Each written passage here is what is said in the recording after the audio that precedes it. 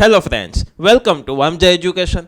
આ વિડીયોમાં આપણે ભણવાના છીએ ધોરણ 8 વિષય ગણિતનું ચેપ્ટર નંબર 9 છે માપન, અને જેમનું આપણે ભણીએ છીએ સ્વાધ્યાય 9.1નો ક્વેશ્ચન નંબર 2.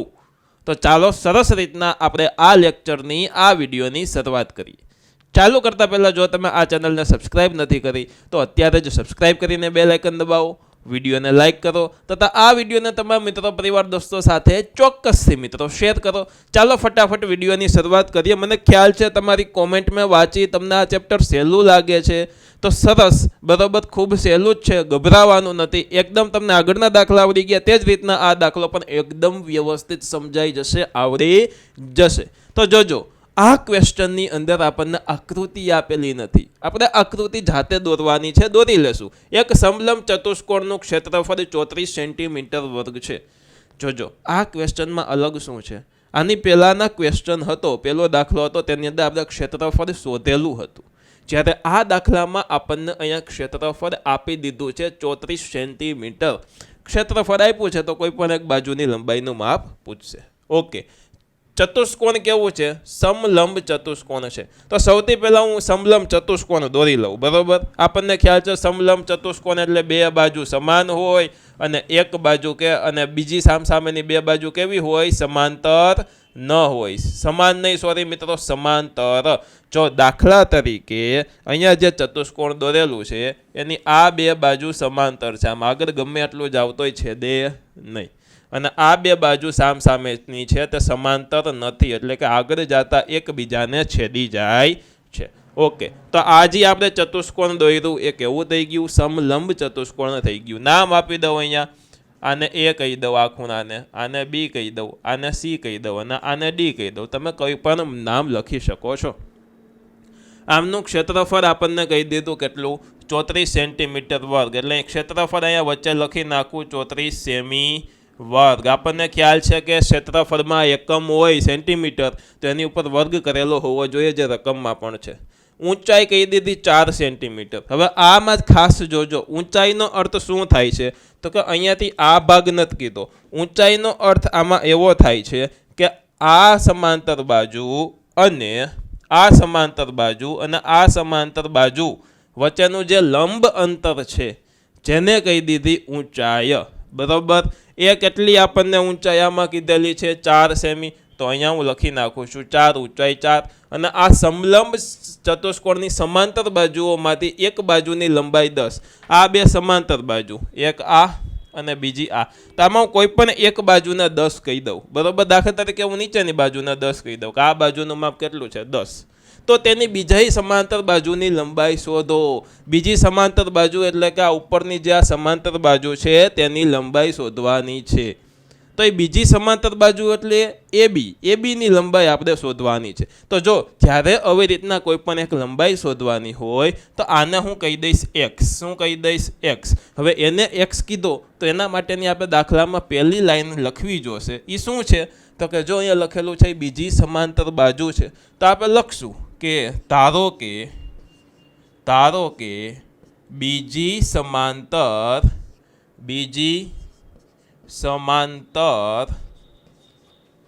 બાજુની લંબાઈ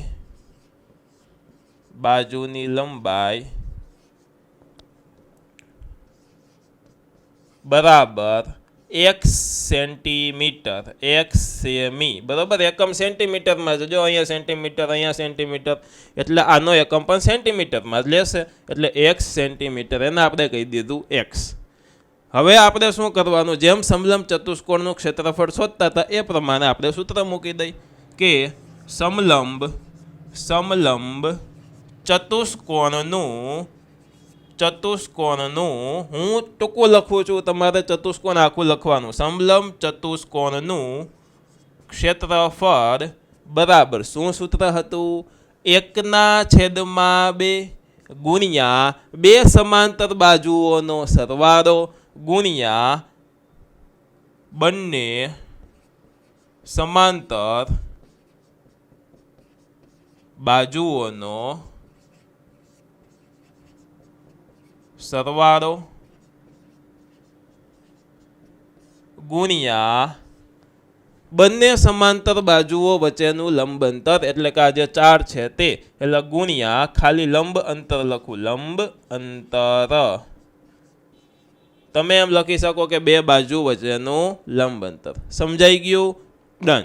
હવે આ લંબ અંતરની જગ્યાએ ઊંચાઈ પણ લખાય. આને શું કહેવાય? તો કે આ ઊંચાઈ, જે રકમમાં આપણે ઊંચાઈ શબ્દ વાપરેલો છે, આ રહ્યો ઊંચાઈ 4 સેન્ટીમીટર છે, તો તમે તેની જગ્યાએ ઊંચાઈ પણ લખી શકો. ચાલો આમાં ઊંચાઈ લખીએ તેની જગ્યાએ, ગુણ્યા ઊંચાઈ. ઓકે, હવે ચાલો સૂત્રમાં કિંમતો મૂકીએ. તો પહેલું જુઓ, સમલંબ ચતુષ્કોણનું ક્ષેત્રફળ, આપણને ક્ષેત્રફળ જ આપી દીધું છે 34, તો ત્યાં લખી નાખશું આપણે 34. પછી છે આ બરાબર એટલે બરાબર, પછી છે 1/2, તો 1/2 ગુણ્યા બે સમાંતર બાજુઓનો સરવાળો. તો બે સમાંતર બાજુ એટલે એક આ અને બીજી આ. તો પહેલી બાજુ છે એનું માપ 10, બીજી બાજુનું માપ x, તો બેનો સરવાળો કરી દઈ 10 + x. ભલે ને આપણે x છે તો x લખીએ, આંકડો હોય તો કોઈ આંકડો લખીએ, બીવાનું નથી. ગુણ્યા ઊંચાઈ કેટલી કહી દીધી? 4. હવે x ની કિંમત આમાં મળી જશે એટલે આપણને મળી જશે કે બીજી બાજુની લંબાઈ કેટલી છે.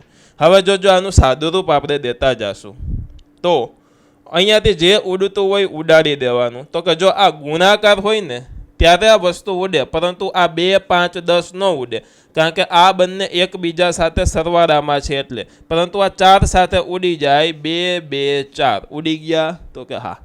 હવે 2 એકા 2, હવે આ 2 એકા 2 છે એને 10 અને 1 સાથે ગુણી દેશું, પરંતુ પહેલાં આપણે એક સ્ટેપ લખી લઈ, 2 એકા 2, પરંતુ પહેલાં કાઉન્સ લખીશ 10 + x.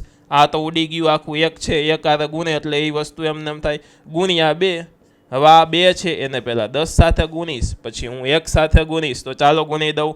34 બરાબર 10 2 20, 10 2 20 અને 2 ગુણ્યા x એટલે 2x.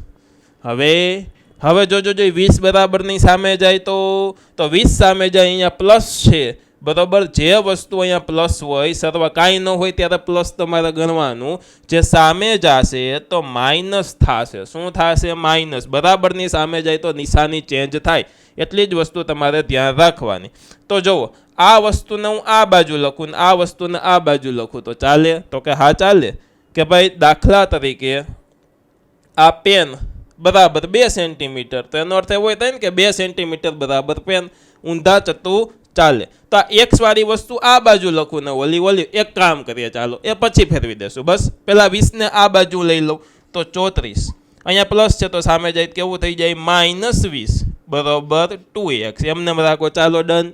ઓકે, 34 માંથી 20 બાદ કરો તો કેટલા જાય? 14 વધે, તો 14 બરાબર 2x.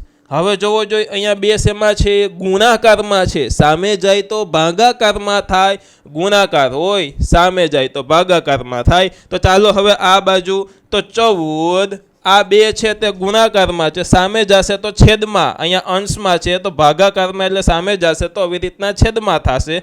તો ચાલો 14/2 બરાબર x. ડન.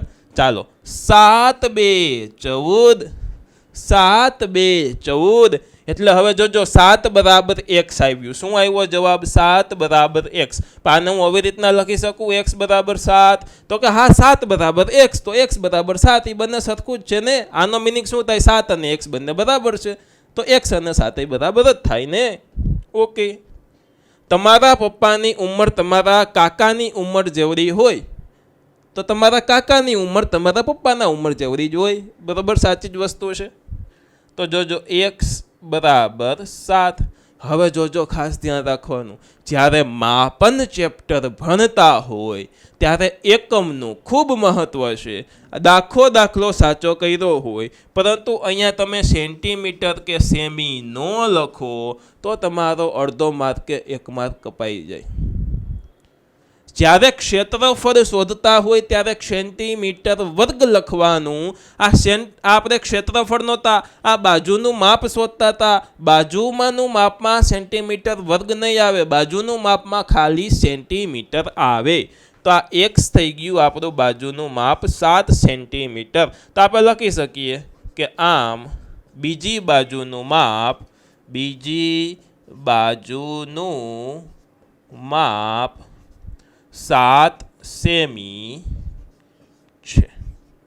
તો આ થઈ ગયો આપણો દાખલા નંબર 2.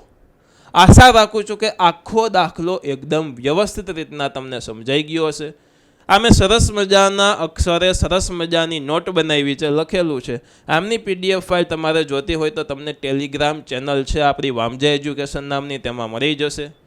તમારા ધોરણના વિડીયો તમારે વોટ્સઅપમાં મેળવવા છે તો ડિસ્ક્રિપ્શનમાં એક વોટ્સઅપ ચેનલની લિંક છે, તેમાં તમે જોઈન થઈ જાજો. તેમની અંદર વિડીયો સરસ રીતના આવવા મળશે.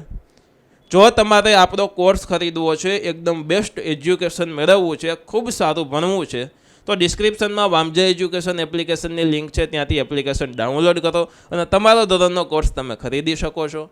મળીએ છીએ આપણે હવે ત્રીજા દાખલા સાથે નવા વિડીયોમાં. ત્યાં સુધી જો તમને ગમ્યો છે તો તમારે ચોક્કસથી વિડીયોને લાઇક કરી દેવાનો છે.